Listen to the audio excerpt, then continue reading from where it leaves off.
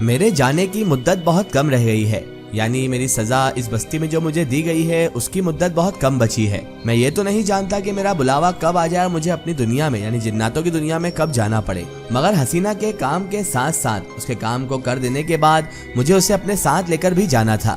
حسینہ کے چچا کو اس کے راستے سے ہٹانا یعنی جان سے مار دینا اور اس کے چچا سے اس کی جائیداد جو اس نے ہڑپ لی تھی وہ واپس دلانا تھا۔ مجھے وہ معصوم لڑکی یعنی کہ حسینہ بہت زیادہ اچھی لگتی تھی اور میں نے اس سے محبت کی تھی۔ میں نے کوئی اس سے دکھاوے والی محبت نہیں کی تھی، میں اسے ہمیشہ کے لیے اپنا بنا لینا چاہتا تھا اور میں اس سے پاک رشتہ رکھنا چاہتا تھا۔ اگر میری نیت صحیح نہیں ہوتی تو میں کب سے اپنی طاقت کے بل بوتے پر حسینہ کو اپنے چنگل میں پھنسا لیتا، لیکن میں اسے خود بخود حاصل ہوتا ہوا دیکھنا چاہتا تھا۔ میں چاہتا تھا وہ خود مجھ سے محبت کرے، اور اس کی چھوٹی بہن خوشبو جو کہ ایک معصوم سی بچی ہے، میں اپنے سچے دل سے چاہتا تھا کہ میں خوشبو، حسینہ اور اس کی والدہ کو ان کا حق واپس لے کر دے دوں۔ مگر سوال اب یہ پیدا ہوتا ہے کہ میں ابھی اس بستی سے باہر نہیں نکل سکتا، یہاں سے کہیں جا نہیں سکتا، جبکہ حسینہ کو اس کے چچا کو جو سزا دلوانی ہے اسے دینے کے لیے مجھے اس بستی سے باہر نکلنا پڑے گا، یا پھر اسے کسی طریقے سے یہاں پر بلانا ہوگا۔ اسے یہاں بلانے کے لیے مجھے کیا ہتھ کنڈا استعمال کرنا چاہیے؟ یہاں پر جہاں میں ابھی ہوں یہاں پر رہنے والا ایک لڑکا ہے جو حسینہ کے چچا یعنی حذیفہ کا دوست ہے۔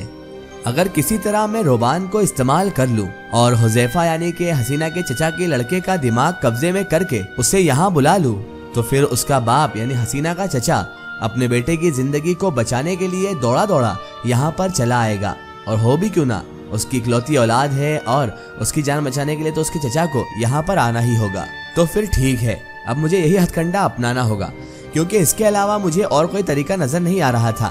ابھی میں بندشوں کی وجہ سے اس بستی سے باہر نہیں جا سکتا تھا، لیکن حسینہ کے چچا کو یہاں پر لانے کا ایک واحد ذریعہ روبان اور حذیفہ ہی تھے۔ مجھے روبان کا دماغ کسی بھی طرح سے اپنے قبضے میں کرنا ہوگا تاکہ وہ حذیفہ کو لے کر یہاں آ سکے، اور اس بات کا کسی کو علم بھی نہیں ہونا چاہیے، حتیٰ کہ حسینہ کو بھی میری کارروائی کا، میرے اس ہتھ کنڈے کا، میرے اس پلان کا کسی بھی طرح سے میں نے علم نہیں ہونے دیا تھا، کیونکہ مجھے کسی کو بتانا نہیں تھا کہ میں کیا کرنے والا ہوں۔ روبان کے ذریعے ہی اس کام کو کرنا تھا۔ شام کو جب وہ لڑکا یعنی کہ روبان جو کہ حسینہ کی پھپھوزاد بھائی تھا، وہ جب اس کمرے میں آیا تو میں نے اس کا ذہن، اس کا دماغ اپنے قبضے میں کر لیا۔ وہ صحن میں حسینہ کے پاس ہی کھڑا تھا۔ میں فوراً صحن میں گیا اور میں نے اس کی طرف غور سے دیکھا۔ میری آنکھوں میں سے ایک باریک سی سرخ لکیر نکلی اور روبان کی آنکھوں سے جا کر ٹکرا گئی، اور میری شکتی، میری طاقت کی وجہ سے روبان کا دماغ اب میرے قبضے میں آ چکا تھا۔ اب میرے قبضے میں جب اس کا دماغ تھا تو میں نے اس کے دماغ میں یہ بات ڈال دی اور اسے یہ حکم دیا کہ اسے کسی بھی طرح اس کے ماموں کے لڑکے یعنی کہ حسینہ کے چچا کے لڑکے حذیفہ کو یہاں لے کر آنا ہے۔ میں نے اس کے دماغ میں یہ بات پوری طرح سے پیوست کر دی تھی کہ اسے کسی بھی طرح حذیفہ کو یہاں لے کر آ جانا ہے۔ اب یہاں سے میرا کام ختم ہو چکا تھا اور اب روبان ہی تھا جو میرے قبضے میں آ کر حذیفہ کو یہاں لا سکتا تھا۔ اب تو حذیفہ کو خود یہاں آنا پڑے گا، کیونکہ روبان اسے کسی بھی طرح یہاں لے کر آ جائے گا، اور جب پھر حذیفہ یہاں آ جائے گا تو میں اس کے دماغ پر قابض ہو جاؤں گا، اور پھر حذیفہ کے ساتھ مجھے کیا کرنا تھا یہ تو بات کی بات تھی۔ مجھے جو کرنا ہوگا میں وہ حذیفہ کے ساتھ کر سکتا ہوں، لیکن میرا مین ٹارگٹ، میرا سب سے بڑا شکار وہی تھا جو حسینہ کا سب سے بڑا دشمن بن چکا تھا، یعنی کہ حسینہ کا چچا۔ مجھے بھی پتا تھا کہ حذیفہ ایک بار یہاں آ گیا تو یہاں سے واپس نہیں جا پائے گا، کیونکہ میں اس کے دماغ پر بھی قبضہ کر لوں گا۔ جب اس کے دماغ پر قبضہ ہو جائے گا اور وہ یہاں آ کر جب الٹی سیدھی حرکتیں کرے گا جو میں اس سے کرواؤں گا، تو اس کے باپ کو یہاں پر آنا ہی پڑے گا، اور اسے جب معلوم پڑے گا کہ وہ یہاں ہے تو یہاں اس کے پیچھے بھاگا چلا آئے گا اور میرا کام آسان کر دے گا۔ رات کے وقت روبان اسے لے کر چلا آیا۔ حذیفہ جو کہ اس صورتحال سے بالکل نا واقف تھا، کیونکہ اسے پتا بھی نہیں تھا کہ روبان کا دماغ میرے قبضے میں ہے، ایک جنات کے قبضے میں۔ بیچارہ وہ تو اس کی باتوں میں آ کر یہاں آ ہی گیا۔ وہ سوچ ہی رہا ہوگا کہ اس وقت روبان اسے یہاں لے کر کیوں آیا ہوگا، لیکن روبان کا دماغ میرے قبضے میں تھا، اس لیے اسے معلوم ہی نہیں تھا کہ روبان کر کیا رہا ہے۔ حذیفہ تو یہی سمجھا کہ شاید حسینہ اور اس کے گھر والوں کا کچھ معاملہ ہے، کچھ آن پڑی ایسی ضرورت جو حذیفہ کو بلایا گیا ہے۔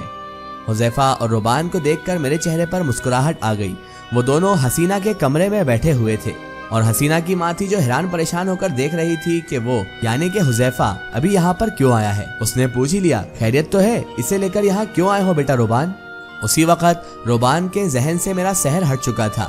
روبان کہنے لگا میں تو اسے لے کر نہیں آیا ہوں یہاں، مگر اتنی دیر میں نے اپنی طاقت سے حذیفہ کے دماغ پر قبضہ کر لیا، اس کے دماغ پر اب میں قبضہ کر چکا تھا۔ روبان کہنے لگا کہ کہیں یہ پیسوں کی خاطر تو یہاں پر نہیں آیا ہے؟ تو حسینہ کی ماں کہنے لگی تم خود تو یہاں اسے لے کر آئے ہو، اور وہ اب حیرت سے ان کی طرف دیکھنے لگا اور کہنے لگا میں تو اسے نہیں لے کر آیا۔ اتنے میں روبان کہنے لگا مومانی جان کہیں آپ کو پیسوں کی ضرورت تو نہیں ہے؟ تو وہ کہنے لگی پیسے تو ہمارے پاس موجود ہے بیٹا۔ حذیفہ اس وقت تک گمسم ہو چکا تھا اور ہوش و حواس میں نہیں تھا۔ روبان کا کام اب ختم ہو چکا تھا اور میں نے حذیفہ کے دماغ کو مکمل طور پر اب اپنے قبضے میں کر لیا تھا۔ روبان ابھی حیرت میں ڈوبا ہوا اس سے پوچھنے ہی والا تھا کہ تم یہاں پر کیوں آئے ہو، کہ اتنے میں ہی حذیفہ میرے حکم سے زور زور سے احمقوں یعنی پاگلوں کی طرح کہکہے لگانے لگا، ہنسنے لگا۔